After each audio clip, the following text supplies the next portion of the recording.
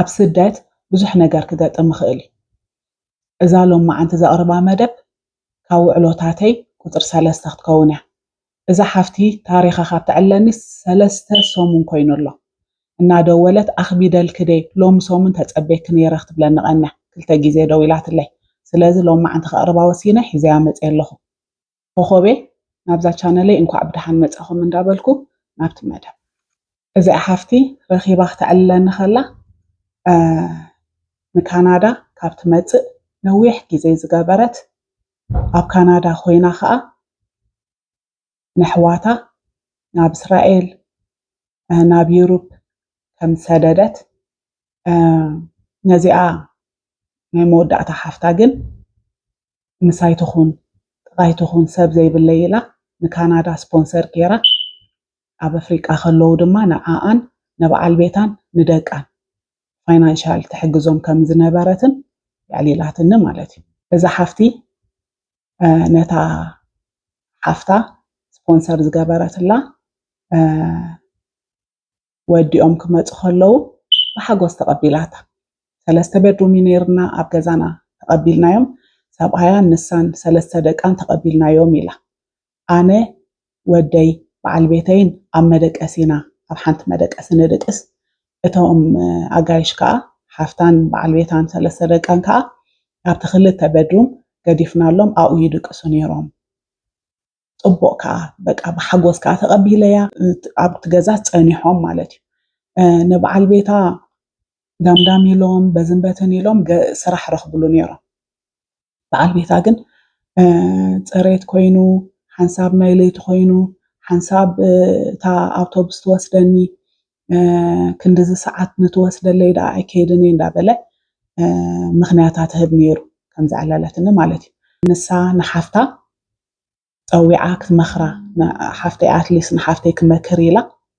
ንሓፍታ ክትነግራ ከላ ሓፍታ እንታይ ኢላ ከም ድመለሰትላ ንዓይ ዋላ ዝገረመኒ ማለት እዩ ሰብኣይ ኮ ዲግሪ ኣለዎ ተማሂሩ እዩ ምሁር እዩ ንስኹም ግዳ ፀሬት ኢልኩም ስራሕ ተምፅሉ ኢላታ ማለት እዩ ድሕሪ ብዙሕ ግዜ ግን ዓርክ ሰብኣየይ ኣብ ምሳይ ንዓ ስራሕ ኢሉ ኣብ ድኳን ኣብ ናይ ሓበሻ ድኳን ስራሕ እትይዎ ኣብቲ ድኳን እንዳሰርሐ ከሎ 4 ወርሒ ገይሮም ኣብቲ ገዛ ማለት እዩ ድሓር እንታይ ኢላቶም ተኣኪብና ከለና ኢላ መንግስቲ ካናዳ ኣብ ቅድሚ መንግስቲ ካናዳ ቃል ዳኣተኹምዎ ነገር ኣሎ በዓል ቤታ እዩ ዝዛረብ ኢላቶ ዓመት መግብና ክትክእሉና ክዳንና ክትክእሉና ገዛ ክራይና ክትክእሉና ስለዚ 1 year ሓደ ዓመት እቲ ቃል ዳኣተኹምዎ ክትግብርዎ ኣለኩም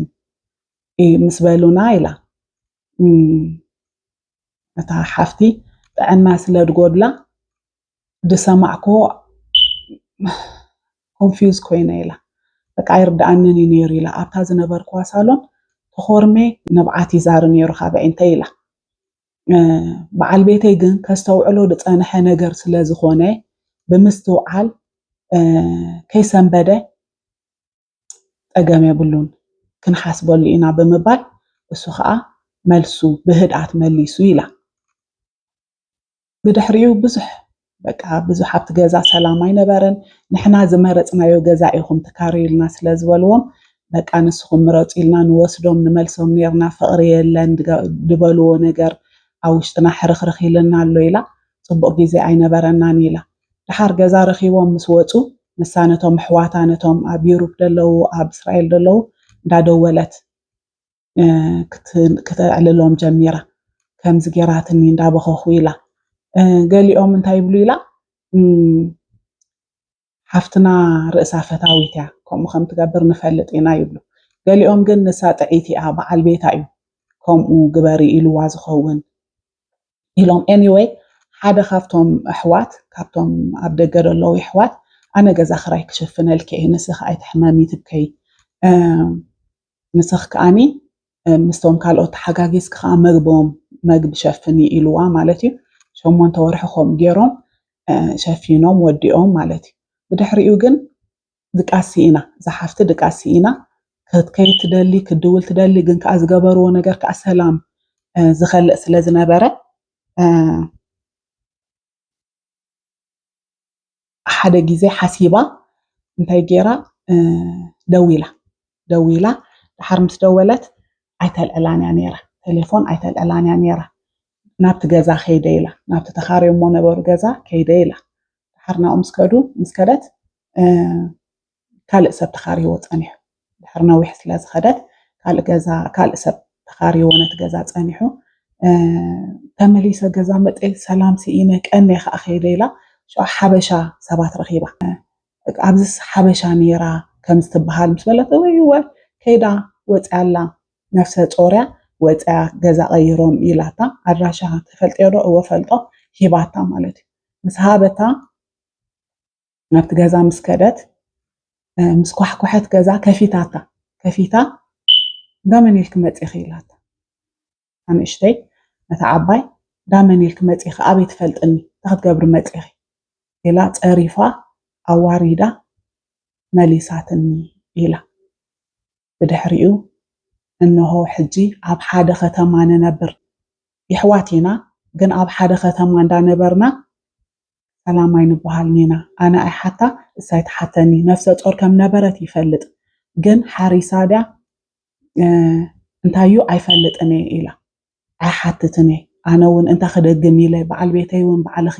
መንኪዲ ልኪ ኢልኒ ኢላ ስለዚ እንታይ መልእኽቲ ከተመሓላልፍ ደልያ ዝሓፍቲ ኣብ ስደት ንፋቐር ኣብ ስደት ፍቕሪ እንድሕር ደኣ እቲ ሰብሲ ንምንታይሲ ከምኡ ኢልናስ ንሕሰብ እቲ ናብራ በዓሉ እዩ ዝድርኸካ ንኽትወፅእ ካብቲ ገዛ ስለዚ ንሕና ስራሕ ረኺብናሎም ስራሕ የእቲናዮም ናይ ቆልዑቶም ናይ 3 ቆልዑት ይወስዱ ነይሮም ስለዚ ገዛ ተኻረዩ ብምባል ወልሓንቲ ጌጋስ ኣይገበርናን ስለዚ ኣነ ንሓፍተይ ንእሽተይ ሓፍተይ ምሳይ ክትከውን ኣብ ጥቃይ ክትኮነለይ ሓፍቲ ክረክብ ኢለ ዘምፅኽዋ ሓፍተይ ሕጂ ግን በቃ ሰላማይ ንበሃል ኒና ኣለኽ ዶ ከመይ ኣለኸ ኣይንበሃል ኒና ኢላ ማለት እዩ እዚኣ መልእኽቲ ኣመሓላልፍለይ ኣብ በይነይ ድዩ ከመይ እዩ ዘሎ ነገር ኢላ ክልተ ግዜ ደው ኢላትለይና ኣሕዋትኪ ኢንተራፕት ገብሩና ክእሉ እዮም ኢለያ ናይ ኣሕዋት ነገር እዩ እዚ ሓንሳብ ዘይፀንሓልኪ ኢለያ ነዊሕ ገይሩ ኢላ ስለዚ ናብዚ ዓዲ ክንመፅእ ከለና ናብ ስደት ክንመፅእ ከለናስ ንፋቐር ሓደራ ትብል ኣላ ሓፍቲ ኣነ ከዓ ወሲኸ እንታይ ምበልኩ ኣነ ከም ኮኸብ ከዓ እንታይ ምበልኩ ቁጥሪ ሓደ ኣብ ስደት ዘሎ ሰብ ኣብቲ ደይመፀ ዘሎ ስፖንሰር ተገይሩሉ ድፅበ ዘሎ ዋላ ዘይተገብረሉ ግናኸ ክመፅእ ኢሉ ናብ ድኾነ ዓዲ ክኸይደ ድብል ሰብ ብሓዋላ ተዘይነብር ደስ ይብለኒ ማለት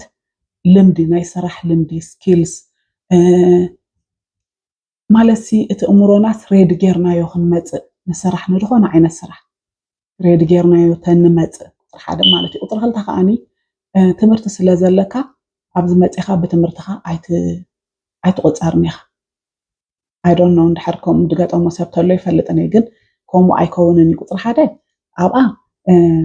ኣፕግሬድ ክትገብር ኣለካ መጀመርታ ማለት እዩ ተዕብየለካ ነቲ ሒዝካዮ ዝመፅኻ ተዕብየለካ ቁፃር በቲ ድደለኻዮ ተኮይንካ ማለት እዩ ቁፅሪ ክልተ ከዓኒ ብንእሽተይ ምጅማር ሬዲ ተጀሚርልካ ፋሚልኻ ደኣልየልካ ስራሕ ድዩ ብኡኡ ምጅማር ሽዑ ብድሕሪኡ ካብኡ ከዓ ክሳይ እንዳገበርካ ትኸይድ ማለት እዩ እንዳዓበኻ ትኸይድ ቁጥሪ ሰለስተ ከዓ ከምቲ እዛ ሓፍቲ ከተመሓላልፎ ዝደለየት ሓሳብ ልዕሊ ዝኾነ ነገር ፍቕሪ እዩ ዝዓቢ እዛ ሓፍቲ ስፖንሰር ጌራ ኣምፅያታ ንሓፍታ ጥቃይ ክትኮነለይ ኢላ ናብዚ ዓዲ መሪፃ ናብዚ ምፅያታ ምሽ ስፖንሰር ብምግባራ ጥራይ ቴንኪዩ በቃ ቴንኪዩስ ናበይ ከይዱ ንለማመዶ ማለት ሲ ስፖንሰር ዝገበረልካ ሰብ እኮ ገንዘባት ሒዝልካ ኣሎ እቲ ገንዘባት ሒዝዎ ዘሎ ካልእ ክገብረሉ ክእል ኢንቨስት ገይሩ ሰልዲ ክረክብ ክእል ካልእ ነገራት ክገብረሉ ክእል ስለዚ ስፖንሰር ብምግባሩ ጥራይ እቲ ሰብ በቃ ቴንኪዩ ኣብ ነገር ጌርኩምልና ካብቲ ዝነበርናዮ ቦታ ናብዚ መፂና ሕጂ ከዓኒ يقنيلنا إلكا سراح مسرقك قلطيفك مفللاي نحليلو نتي زمፀካ ሰብ محلاي ፅቡቅ እንዳበልኩ ናይ ሎሚ መደበይ ኣብዚ ከዓ ፅወ ሳብስክራይብ ምግባር ኣይንረስዕ ቴንኪዩ